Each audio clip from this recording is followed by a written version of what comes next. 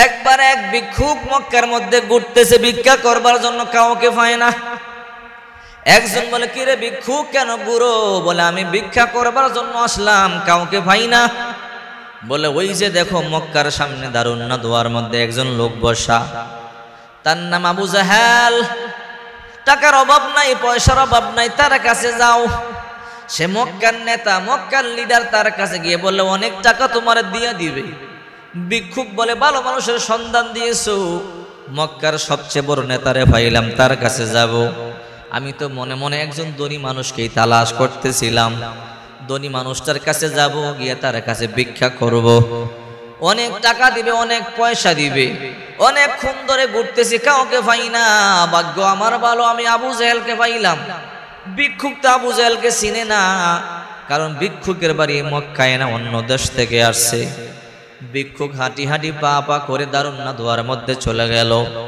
গিয়ে দেখে একজন লোক বসা। আপনার নাম কি? আবু জাহেল। বলে, হ্যাঁ, কেন আসছো? বলে, ভিক্ষা করবার জন্য আসলাম। আপনারা কি অনেক ধনী মানুষ, তাহলে আমার একটু দান করেন, একটু ভিক্ষা দেন।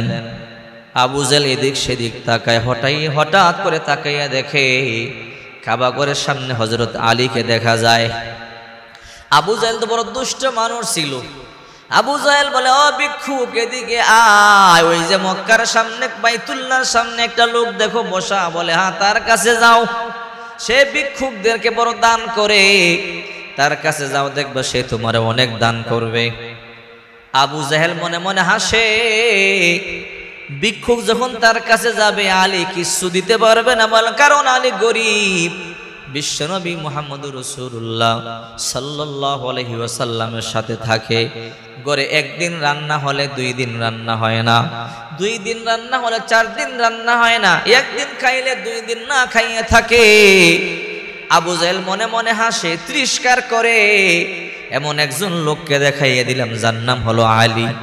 আলীর কাছে যাবে, একটা টাকাও নাই, আলী দিতে পারবে না। ভিক্ষুক, তার কাছে যাও, সে তোমার টাকা দিবে, পয়সা দিবে। আবার সে কি দেয় আমার কাছে আনবা, আমাকে একটু দেখাইয়া যাইবা। ভিক্ষুক বলে, ঠিক আছে। সে কি দেয় আপনাকে আমি দেখাবো, তারপরে আমি যাব। আবু জাহেল বলে, ঠিক আছে, তার কাছে যাও। আবু জাহেল তাকাইয়া রইল। আলীর কাছে যাবে, আলী কিছুই দিতে পারবে না।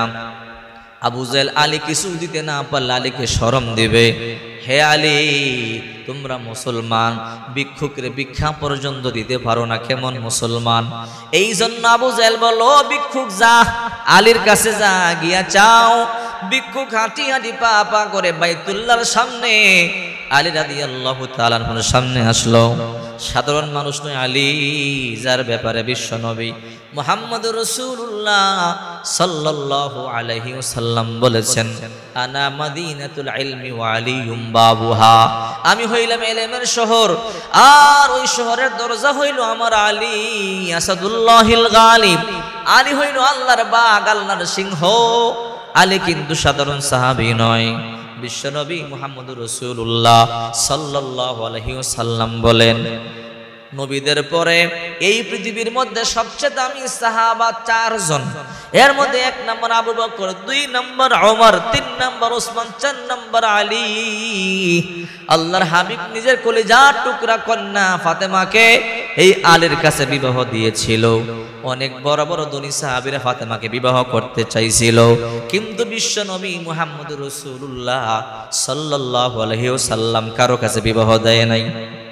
আলী যদিও গরিব, বিশ্বনবী মুহাম্মদুর রাসূলুল্লাহ সাল্লাল্লাহু আলাইহি ওয়াসাল্লাম আলীর কাছে বিবাহ দিয়েছিল। আলী কিন্তু সাধারণ সাহাবী নয়। একবার বিশ্বনবী যুদ্ধ থেকে আসতেছে, রাস্তার মধ্যে ক্লান্ত হয়ে গেছে, পরিশ্রান্ত হয়ে গেছে। আল্লাহর পয়গম্বর বলে, আলী, তোমার কোলটা দাও, আমি একটু মাথা রাখিয়া বিশ্রাম করি। আলী বসে পড়লেন। আলীর কোলে বিশ্বনবী মুহাম্মদুর রাসূলুল্লাহ সাল্লাল্লাহু আলাইহি ওয়াসাল্লাম মাথা রাখলেন, ঘুমাইয়া গেলেন। এইদিকে বিশ্বনবী ঘুমায়, ওইদিকে আসরের আজান হয়ে গেল, নামাজের সময় হয়ে গেল। আলী দেখে এইদিকে বিশ্বনবী মুহাম্মদ সাল্লাল্লাহু আলাইহি ওয়াসাল্লাম রানের মধ্যে ঘুমায়। যদি আল্লাহর নবীকে ডাক দেই কষ্ট পাবে, আল্লাহর নবী কষ্ট পাইলে আল্লাহও কষ্ট পাবে। আবার ওইদিকে নামাজ ছাড়িয়ে দিলে আল্লাহও কষ্ট পাবে। কি করব? বেলা ডুবিয়া যায় বাপ, মাগরিবের কাছাকাছি সূর্য চলে আসছে। হযরতে আলী আয়াত মনে করিয়া চোখের পানি সারিয়া কান্দে। আয়াতে আল্লাহ তাআলা বলেন, ইয়া আইয়ুহাল্লাযীনা আমানু আতিউল্লাহ ওয়া আতিউর রাসূল, হে ঈমানদারেরা আমি আল্লাহর কথা মানো, নবীর কথা মানো, আমি আল্লাহর হুকুম মানো, নবীর হুকুম মানো। আলী চিন্তা করে, যদি নবীকে ডাক দেই নবী কষ্ট পাবে, নবী কষ্ট পাইলে আল্লাহ কষ্ট পাবে। আর ওইদিকে আল্লাহর হুকুম নামাজ ছাড়িয়ে দিলে আল্লাহ কষ্ট পাবে। আমি কই যাব? কার কাছে যাব? আসরের নামাজের সময় চলিয়া গেছে, সূর্য মাগরিবের কাছাকাছি চলে আসছে। আলী চোখের পানি সারিয়া কান্দে। হঠাৎ করে এক ফোঁটা পানি আল্লাহর পয়গম্বর গাল মুবারকের মধ্যে পড়ে গেল। আল্লাহর নবীর ঘুম ভাঙিয়া গেল। আল্লাহর নবী বলে, আলী তুমি কেন কান্না করো? আলী বলে, ও রাহমাতুল লিল আলামিন, আপনি আমারে maaf করিয়া দিবেন, আমি আপনার ঘুম ভাঙাইতে চাই নাই। অনাকাঙ্ক্ষিতভাবে এক ফোঁটা পানি আপনার গাল মুবারকে পড়িয়া গেল। নবী বলে, আলী সমস্যা নাই, বলো কেন কান্না করো? আলী বলে, ও রাহমাতুল লিল আলামিন, ওই যে বেলা ডুবিয়া যায়, আসরের নামাজ পড়তে পারি নাই। আল্লাহর হাবিব বলে, আলী আমি কেমন নবী জানো? আমি শুধু মানুষের নবী নয়, সূর্যেরও নবী। আল্লাহর নবী শাহাদাত আঙ্গুলি দিয়ে ডাক দিছে, রে সূর্য, আমি রাহমাতুল লিল আলামিন এখনো পর্যন্ত নামাজ পড়তে পারি নাই, আমার আলীও নামাজ পড়তে পারি নাই। উঠ তাড়াতাড়ি আয়, আসরের জায়গার মধ্যে এসে যা। আল্লাহর নবী ডাক দিতে দেরি, মুহূর্তের মধ্যে সূর্যটা মাগরিবের কাছাকাছি থেকে আসরের কাছে চলে আসছে। হযরত আলী সাধারণ মানুষ নয়। ওইদিকে আবু জাহেল তাকাইয়া রইছে, দেখি আলী ভিক্ষুকরে কি দেয়। ভিক্ষুক চলে গেল, গিয়ে বলে, আপনার নাম কি? আলী বলে, হ্যাঁ। ও আলী, আপনি নাকি বড় দান করেন। বলে, কে বলছে? বলে, ওই যে আবু জাহেল নামক একটা লোক দারুন নাদুয়ায় বসা, সে বলতেছে। তার কাছে ভিক্ষার জন্য গেছিলাম, সে ভিক্ষা দেয় নাই, বলছে আপনি দিতেন। আলী মনে মনে চিন্তা করে, যদি আমি ভিক্ষা না দেই তাহলে আবু জাহেল মুসলমানদেরকে ভিক্ষুক বলবে, ফকির বলবে, নবীরও গালি দিবে, নবীকেও গালিগুলোজ করবে, বলবে মুহাম্মদ ও ফকির, এই কথা বলবে। হযরতে আলীর কাছে ভিক্ষুক যখন যায়, আলী মনে মনে চিন্তা করে, কি করব? হযরতে আলীকে ভিক্ষুক বলে, আলী তাড়াতাড়ি দেন, রৌদ্রের মধ্যে আর দাঁড়াইয়া থাকতে ভালো লাগে না, শুধু ঘুরতেছি। সে বলে তার কাছে যাও, সে বলে তার কাছে যাও। আবু জাহেল আপনার কাছে পাঠাইছে। আলী বলে, দাঁড়াও। দুই হাতে খাবল দিয়া কিছু মাটি উঠাইছে, মাটি উঠাইয়া কি যেন পরিয়া ফু দিয়া ভিক্ষুক রেখে ধর কুসুর ফাত। ভিক্ষুক কুসুর ফাতলো, কুসুরের মধ্যে বালুগুলো দিয়া কয়, এটা বন্ধ কর, এখন খুলবি না, পরে খুলবি, আমি যাওয়ার পরে। বলে, কেন? বলে, না এখন দেখবা না, আমি যাওয়ার পরে দেখবা। এই কথা বলবার পর আলী নবীর কাছে চলে গেছে, নবীও পাশেই ছিল। ওইদিকে ভিক্ষুক মনে মনে চিন্তা করে, দেখলাম কিছু বালু দিল, পাথর দিল, সেরা কি দান করে, কিন্তু বালু দিল, পাথর দিল, এ কেমন মানুষ? আবার খুলতো না করে কিছুক্ষণ পর বলে, খুলবা। আবু জাহেল ইশারা দিয়া বলে, রে ভিক্ষুক আয়, কি দিছে দেখি। মুসলমানে না গরিব, মুসলমানে না ফকির, কি দিছে দেখি। ভিক্ষুক এইবার কুসরে করিয়া বালুগুলো নিয়ে আবু জাহেলের সামনে গিয়া কই, আপনারা কইছেন সে দান করে? বলে, হ্যাঁ, কি দান করছে? কই, দেখেন কি দান করছে। কি? ভিক্ষুক তো মনে মনে ভাবে, আলী তো আমার কিছু বালু দিছে আর কিছু পাথর খণ্ড দিছে। ভিক্ষুক বলে, দেখেন কি দিছে। যাইনি খুলছে, তাকাইয়া দেখে আশ্চর্য ঘটনা, স্বর্ণ, হীরা, মণি, মুক্তা, জহরত হয়ে গেছে সব। সুবহানাল্লাহ। আবু জাহেল আশ্চর্য হয়ে গেল, কি রে, এটি কে দিছে? বলে, এগুলো ওই যে যার নাম বললেন সেই আলী দিছে। আবু জাহেল কয়, সে তো গরিব মানুষ, এত ধন সম্পদ সে ভাইলু। বলে, এত কিছু বুঝি না, তার কাছে গেলাম, সেই সম্পদগুলো আমার দিছে। আবু জাহেল কয়, বিশ্বাস করি না, চল তো তার কাছে চল। আলী আল্লাহর নবী, বিশ্ব নবী মুহাম্মদুর রাসূলুল্লাহ সাল্লাল্লাহু আলাইহি ওয়াসাল্লামের কাছে বসা। আবু জাহেল দৌড়াইয়া ভিক্ষুককে নিয়ে এসে বলে, ও মুহাম্মদ ভাতিজা আমার, তোমার সাহাবী আলী এই সম্পদ কই পাইল? তোমার আলী না গরিব, এক বেলা খাইলে আরেক বেলা খাইতে পারে না, এত ধন সম্পদ তোমার আলী কই পাইছে? আল্লাহর নবী কয় কে বলছে? বলে হ্যাঁ এই সম্পদ আলী দিছে। ভিক্ষুক বলে হ্যাঁ। আল্লাহর হাবিব বলে আলী তুমি দিছো? বলে হ্যাঁ। বলে কেমনে দিছো, কি করলা? বলে আল্লাহর হাবিব আমি কাবার সামনে বসা, এই ভিক্ষুক আইসা আমারে কয় আবু জেহেল ফাটাইছে আমারে দান করবার জন্য, আমার কাছে কিছু নাই। ও রহমাতুল লিল আলামিন যদি কিছু না দেয় বলবে মুহাম্মদ ফকির, তার উম্মত ফকির, তার সাহাবীরা গরিব, কিছু দিতে পারে না। ও রহমাতুল লিল আলামিন তাই আমি দান করলাম। আলী এই ধন সম্পদ কই পাইলা, কেমনে দান করলা? ও রহমতের নবী দুই হাতে দরিয়া কিছু বালু নিলাম, পাথর খণ্ড নিলাম, নিয়ে আপনার উপরে কয়েকবার দুরূদ শরীফ পাঠ করলাম। ও রহমাতুল লিল আলামিন কয়েকবার দুরূদ পাঠ করি আল্লাহর কাছে বললাম আল্লাহ নবীর উসিলায় ইজ্জত বাঁচাও, এগুলোকে তুমি স্বর্ণ গহনা হীরা জহরত মণি মুক্তা বানাইয়া দাও। ও রহমাতুল লিল আলামিন আমার বিশ্বাস ছিল আপনার উসিলা দিয়ে দোয়া করলে ওই দোয়া আল্লাহ ফিরাবে না। এই যে আপনার উসিলা দিয়ে দোয়া করছি, এই দোয়ার বদৌলতে রব্বুল আলামিন এই বালু আর এই পাথর খণ্ডকে হীরা মণি মুক্তা জহরত বানাই দিয়েছে। আল্লাহু আকবার।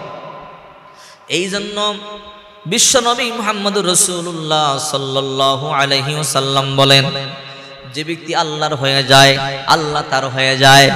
আবু জেহেল এই ঘটনা দেখে আশ্চর্য হয়ে গেল, এরপর ঈমান আনলো না, পোড়া কপাল। এগুলো দেখার পরও পোড়া কপাল ঈমান আনলো না, তার মতো পোড়া কপাল এই দুনিয়ার মধ্যে আর নাই। আবু জেহেল একবার গর্ত করছে, বিশাল বড় গর্ত। নবীকে তো বহু মারার চেষ্টা করছে, এমনি মারতে পারে না, তাই বিশাল বড় গর্ত করছে, নবীকে গর্তের মধ্যে ফালাইয়া মারবে। কত বড় শয়তান চিন্তা করেন। আসলে যে অন্যের জন্য গর্ত করে ওই গর্তে নিজে পড়ে। বিশাল বড় গর্ত করবার পরে আবু জেহেল এই গর্তের উপরে হালকা করে বালি দিয়া হালকা ঘাস দিয়া রাখছে, যেন বোঝা না যায়, বোঝা যায় রাস্তা, কেউ পাড়া দিলেই ঠাস করে গর্তের মধ্যে পড়ে যাবে। আবু জেহেল এই বিশাল গর্ত বানাইয়া উপরে পাতলা কাবার দিয়ে উপরে বালু ছিটাইয়া রাখছে, আর ঘরের মধ্যে আবু জেহেল শুয়ে শুয়ে কাঁপতেছে।